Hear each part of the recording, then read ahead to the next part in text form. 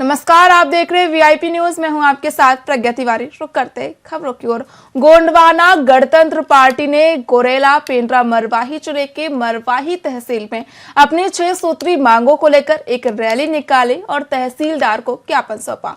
Party कार्यकर्ता दुर्गा पंडाल में एकत्रित हुए और रैली के रूप में तहसील कार्यालय तक पहुंचे। ज्ञापन में उन्होंने अवैध रेत उत्खनन, धान मंडियों में पैसे की वसूली, एकलव्य आवासीय विद्यालय में समस्याओं, गिट्टी क्रेशर के नाम पर अवैध कब्जे और वन अधिकार पत्र जैसी मांगे रखी।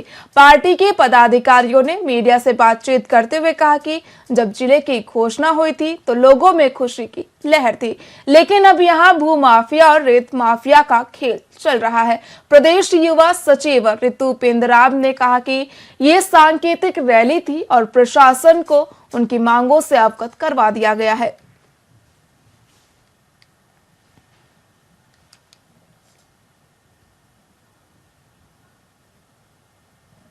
कई मांगे हैं यहाँ पर। एक तो हम लोगों ने उम्मीद किया था कि जब नया जिला बनेगा तो सुलभ न्याय मिलेंगे और यहाँ पे कम से कम तस्करों का शासन न रहे। लेकिन छत्तीसगढ़ शासन में हुआ क्या है, यहाँ तस्कर, भू माफिया, बालू माफिया ये आगे बढ़े हैं। और अगर कोई आंदोलन किया तो उनके खिलाफ क्या होता है, उनके खिलाफ कार्रवाई हो जाना है। मीडिया वालों हैं, अगर मीडिया वाले ने कुछ कहा उनके ऊपर कार्रवाई कर दीजिए।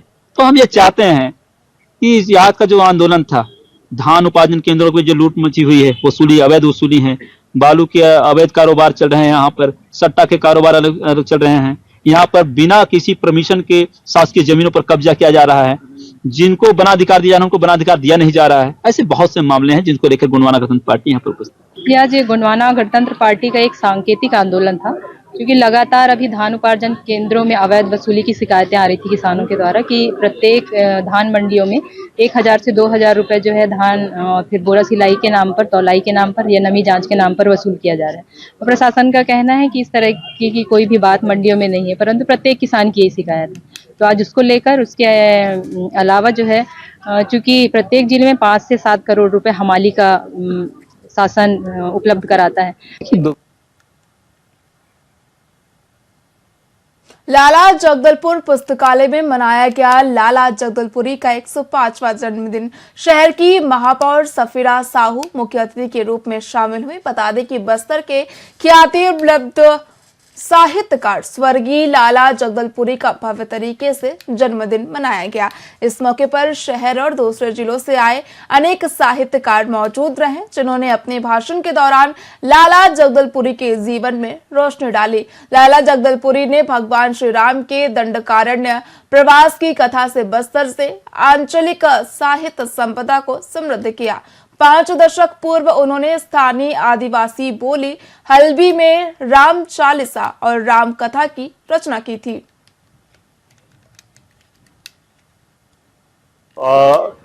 उनका जीवन एक प्रेरणा रहा हुआ है सभी के लिए। लाला जी के ऊपर तो जितना कहा जाए उतना कम है, लेकिन आज मैं युवा वर्ग से और युवा रचनाकारों से उनको अनुसरण करने का आह्वान करता हूं। उन्होंने जिस प्रकार से विपरीत परिस्थितियों में और अभाव में अपनी लेखनी को लगातार जिंदा रखा और कभी उनके सामने कोई बहाना नहीं था, एक पैशन के तरीके से वो हर स्थितियों में लगातार लिखते रहे। काफी कुछ काम दूसरा उन्होंने किया, लेकिन वो उनको रचा नहीं। आज लाला जगदलपुरी जी का 105वां जन्मदिन है और शिक्षा विभाग के द्वारा, प्रशासन के द्वारा लाला जगदलपुरी जी के नाम से जो ग्रंथालय है वहीं पर ही मतलब आज उनका जयंती का कार्यक्रम मनाया जा रहा है। और बहुत ही गर्व और खुशी की बात है कि वो जगदलपुर के निवासी थे। उनकी बहुत सारी साहित्य और बहुत सारी ऐसी रचनाएं, बहुत सारी ऐसी कविताएं हैं जो हमारे बस्तर से जुड़ी हुई है। भाजपा सरकार पर हमेशा हमलावर रहने वाली प्रमुख विपक्षी पार्टी कांग्रेस ने एक बार फिर मोदी सरकार को गौतम अडानी और मणिपुर मुद्दे पर जमकर घेरा है। कांग्रेस ने पूरे देश में सभी राज्यों के अध्यक्षों के नेतृत्व में राष्ट्रपति के नाम राज्यपाल को ज्ञापन सौंपा है। इसी कड़ी में छत्तीसगढ़ में भी पीसीसी अध्यक्ष दीपक बैज ने प्रदेश के राज्यपाल को राष्ट्रपति के नाम ज्ञापन सौंपकर गौतम अडानी और मणिपुर हिंसा के मामले में बीजेपी के केंद्र सरकार की निंदा करते हुए राष्ट्रपति से इन मामलों में हस्तक्षेप करने की मांग की है।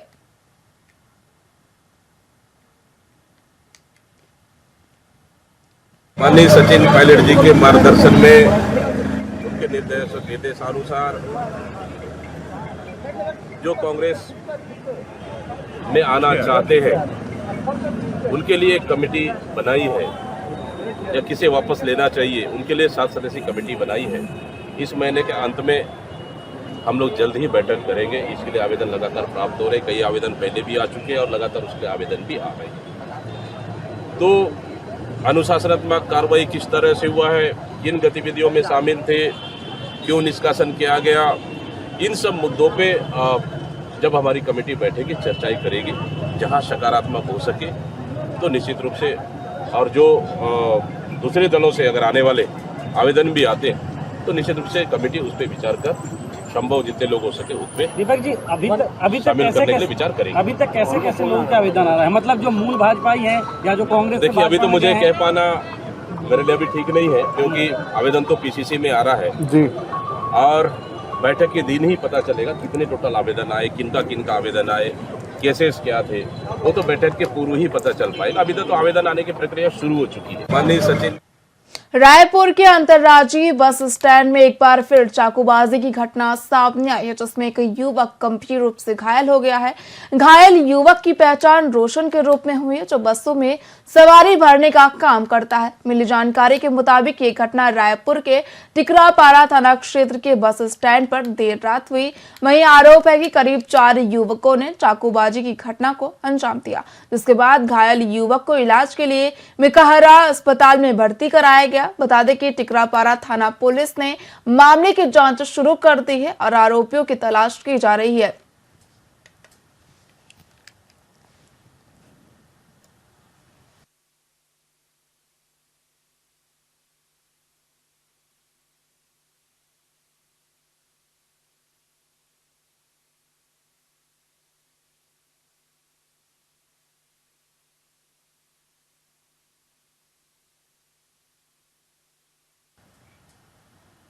छत्तीसगढ़ के बीएड अभ्यर्थियों का आंदोलन अब तूल पकड़ता जा रहा है। वे अपनी नौकरी को बचाने के लिए लगातार संघर्ष कर रहे हैं। इन अभ्यर्थियों ने सरगुजा से लेकर रायपुर तक अपनी अनुयायी यात्रा निकाली, जो बिलासपुर पहुंची, जहां पर पुलिस ने उन्हें रोक लिया। अभ्यर्थियों का कहना है कि वे अब तक कई पदाधिकारियों और नेताओं से मुलाकात कर अपनी समस्याओं का ज्ञापन दे चुके हैं, लेकिन हर जगह से उन्हें केवल आश्वासन ही मिला है। उनका आरोप है कि उनकी समस्याओं का समाधान नहीं हो रहा है। अगर उनकी मांगे पूरी नहीं होती तो वे उग्र आंदोलन करेंगे। सर, हम कुल 3000 सहायक शिक्षक हैं और वो पूरे छत्तीसगढ़ से आए हुए हैं। तो हम अपने अपने गृह जिलों में और अपने अपने क्षेत्रों में हर विधायक और मंत्रियों से, इवन जहां पर हम पदस्थ हैं वहां करके भी जो विधायक और मंत्री वगैरह गण हैं उन सब से मिल चुके हैं, और सबसे हमको एक मौखिक आश्वासन तो मिला है, सबका ही हमको सपोर्ट मिल रहा है, लेकिन मौखिक रूप से मिल रहा है। तो हमारी अब मुख्यमंत्री जी से ये गुहार है, क्योंकि डीपीआई के अधिकारियों से जब हमारी बात हुई तो उन्होंने भी ये कहा कि हमारे पास अब तक कोई भी लिखित आदेश नहीं आया है जिसके आधार पर हम कुछ आपको बचाने के लिए या आपके लिए कुछ किया जा सके। तो जब तक वो ऐसा कोई आदेश नहीं आता है तब तक हमारे बचने की राह जो है वो क्लियर नहीं हो पाएगी। तो मुख्यमंत्री जी से हमारी यही गुहार है कि वो हमारी सेवा सुरक्षा के लिए डीपीआई वालों को अति शीघ्र आदेशित करे। सर, हमारे कई सैकड़ों साथी सरगुजा से, अंबिकापुर से रैली निकाल रहे थे पैदल यात्रा रायपुर आने के लिए, और बिलासपुर में जैसे ही सर ये रैली पहुंची और सभी लोग उसमें हम लोग शामिल होना चाहते थे, परमिशन भी लिए थे, लेकिन सर जैसे ही हम लोग पहुंचे सर सैकड़ों की संख्या में, और अचानक से लेटर आ गया कि नहीं, आपका रैली जो परमिशन था वो निरस्त कर दिया गया है करके। तो सर काफ़ी ज़्यादा परेशान हुए हम लोग, सभी शामिल हुए थे, है ना, कई सैकड़ों साथी जो आ रहे थे, मनोबल टूटा सर। फिर वहाँ से सर हम लोग वापस आ गए, और डीपीआई के अधिकारी द्वारा हमारे टीम मेंबर्स को 10-11 लोग को बुलाया गया और बताया गया कि सर आप लोग के पास ज़्यादा समय नहीं है। ऐसा बताया गया कि आप लोग के पास एक लिमिटेड समय है, उसके अंदर आप लोग के पास लेटर पहुंच जाएगा। नहीं सर, इतिहास में अभी तक ऐसा नहीं हुआ है जो कोई पहले से शासकीय पद पे रहे हो और उनको निकाला गया हो। शायद ये पहला ही होगा हमारा जिसमें हमें सरकारी नौकरी में कार्यरत हैं उनको निकाला जाएगा, अभी तक हमने तो कहीं नहीं सुना है कि पहले से कार्य कर रहे हो और अचानक से उनको निकाला जाए, जिनकी कोई गलती भी नहीं है। इवन हमारे गैजेट में लिखा हुआ है बीएड और डीएड दोनों ही एलिजिबल है, लेकिन अचानक से वो कोर्ट केस में हमें ऐसा फैसला सुना दिया जाता है जिसमें बीएड बाहर हो जाते हैं। तो ये तो हमारे साथ ही अन्याय हो रहा है, हमारी इसमें कोई गलती नहीं है, बिना गलती की सजा वाली बात हो गई है ये। जी, हम लोग अभी बीएड जो हम लोग 3000 लगभग शिक्षक हैं, और हम लोग को अभी फ़िलहाल 10 दिसंबर में ही एक लास्ट हाई कोर्ट में एक केस गया है जिसमें ना उन लोग डीएड वालों को 15 दिन के भीतर नियुक्ति देने के लिए बोले हैं। लेकिन पूरा अगर आपको सुनाना चाहूँ, बताऊँ क्या आपको पूरा मामला? तो सबसे सर्वप्रथम हम लोग का 2023 में भर्ती निकला था, उस समय जो नोटिफिकेशन निकला था उसमें साफ साफ लिखा था कि बीएड और डीएड दोनों इसमें शामिल रहेंगे और दोनों ही परीक्षा दिलाएंगे। हम लोग उसी के नोटिफिकेशन के ही आधार पर तैयारी चालू किए, सब चीज़ को छोड़कर हम लोग तैयारी चालू किए, सब एग्ज़ाम में बैठे, वहाँ से हम लोग मेरिट लिस्ट में भी आए। कोरबा जिले के पोड़ी उपरोड़ा अंतर्गत 14 ग्रामों के किसान अपने खेतों में बिजली कनेक्शन देने की मांग को लेकर बिजली विभाग पहुंचे। बता दें कि 2 साल पहले ही कनेक्शन के लिए आवेदन दिया गया था, लेकिन विभाग ने कनेक्शन को लेकर आगे की कार्रवाई नहीं की, जिससे नाराज सैकड़ों किसानों ने बिजली विभाग पहुंचकर जल्द कनेक्शन देने की मांग की है।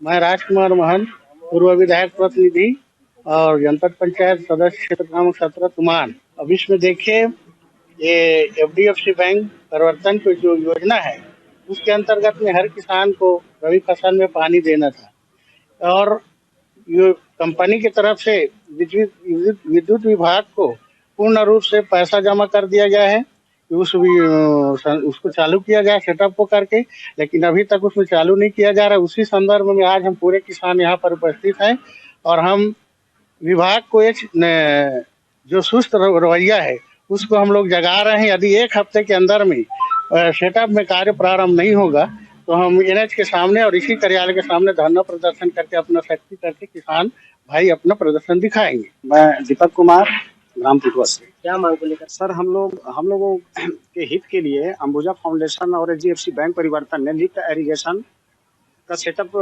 तैयार किया है। जो प्राकृतिक जल संसाधन है उसको उठा करके किसानों के खेतों तक ले जाने के लिए, और उसके साथ मतलब प्रत्येक गांव में कम से कम 50 एकड़ को कवर किया जाता। विद्युत विभाग पर अपन लोग विगत 2 वर्षों से एप्लीकेशन लगाए हुए हैं। उसमें कुछ गाँवों का मैं उसका डिटेल भी बता देता हूँ। दमौकुंडा, गुरसिया, पाथा, भावर, अमली, भवना, डोंगरतराई, तुमान, महोरा, कुटेश्वर, नगोई, बरतराई, पोड़ी गोसाई और गाड़ा घाट। तो इसमें से केवल गाड़ा घाट में भी विद्युत कनेक्शन दिया गया है। बाकी गांवों का पूरा एप्लीकेशन जमा होने के बाद भी, आज भी, और फीस जमा करने के बाद भी, क्योंकि टीसी कनेक्शन के लिए जो टेम्परेरी कनेक्शन होता है हर 6 महीने में रिन्यू होता है। पिछले हम लोग 12वें महीने में दिए थे और आज 12वें महीना तक सेटअप लगा ही नहीं है फीस पटने के बाद। महाराज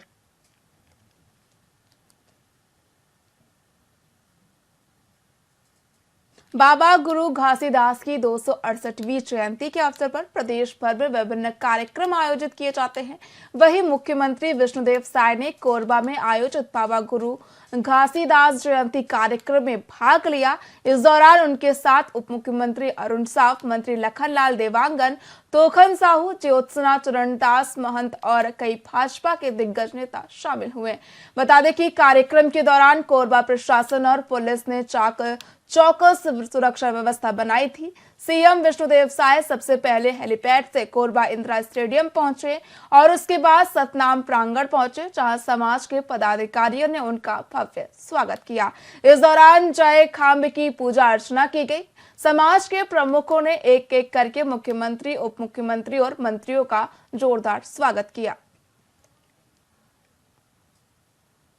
आज के कार्यक्रम हमारा गुरु जयंती का था, जिसमें हमारे छत्तीसगढ़ के मुख्यमंत्री सम्माननीय विष्णुदेव साय जी और उप मुख्यमंत्री अरुण साव जी और लखनलाल देवांगन जी, खाद्य मंत्री दयालदास बघेल जी, समस्त लोग जितने आए हुए थे और हमारा बहुत अच्छे से कार्यक्रम हमारा संपन्न हुआ है। आज बाबा गुरु घासीदास जी की जयंती कार्यक्रम था, जो बड़े ही हर्षोल्लास के साथ मनाया गया।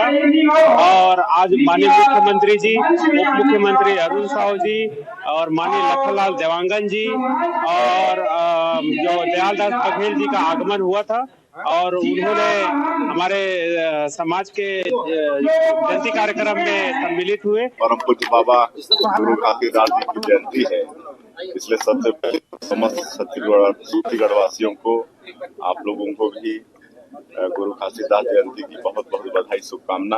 और हम लोग का सौभाग्य है कि यहाँ का समाज और यहाँ के हमारे विधायक जो वाणिज्य उद्योग मंत्री भी हैं श्री लखनलाल देवांगन जी, सबका निमंत्रण था कि आज इस समारोह में यहाँ पर उपस्थित हुए।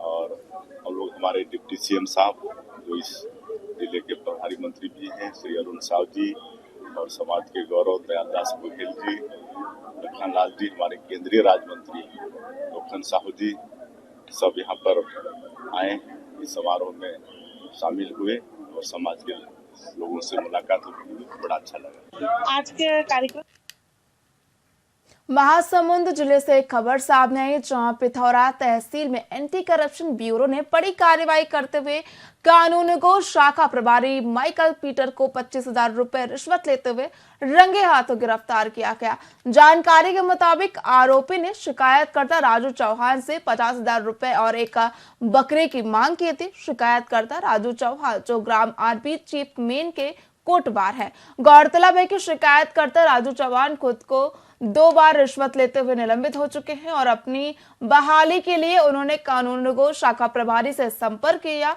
तो उनकी ओर से भी इसके लिए पैसे की मांग की गई, जिसके बाद उन्होंने इसकी शिकायत राजू चौहान ने एंटी करप्शन ब्यूरो में की, जिसके बाद एसीबी टीम की ओर से कार्रवाई करते हुए रिश्वतखोर कानूनगो शाखा प्रभारी को रंगे हाथों गिरफ्तार किया गया।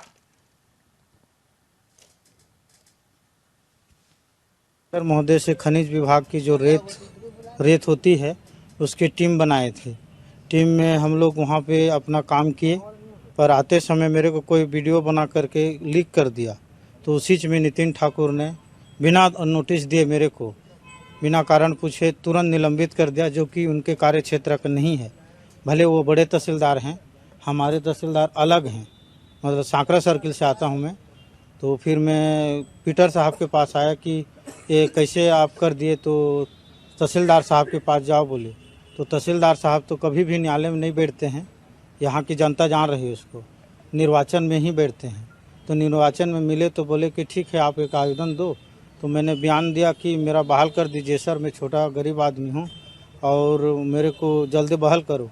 तो फिर पीटर के साथ उन लोग क्या क्या बात की नहीं जानूँगा। मैं inspector Suresh Soni, anti corruption bureau Raipur से। सर आज पिथौरा में तहसील ऑफिस में कार्रवाई करने आए थे, क्या मामला था, किस मामले में कार्रवाई हुआ, क्या कुछ निकल कर सामने आया बताएंगे। ये हमारे पास एक शिकायतकर्ता आया राजू चौहान करके, पूर्व में यहाँ कोटवार पदस्थ था, आरबीएफ चीफ मेन पटवारी हल्का में। उसका निलंबन आदेश हुआ है 14/11/2024 को तहसील पिथौरा यहाँ से। उस आदेश को बहाली करने के लिए यहाँ जो कानूनगो शाखा प्रभारी पिथौरा में तहसील कार्यालय में पदस्थ है माइकल पीटर, उनके द्वारा निलंबन आदेश को बहाली करा दूंगा कह करके रिश्वत की मांग किया है। उसी के आवेदन पर से ये कार्यवाही आज किया गया है। सर महोदय से खनिज विभाग की। फिलहाल खबरों में इतना ही। देखते रहिए वीआईपी न्यूज़। नमस्कार।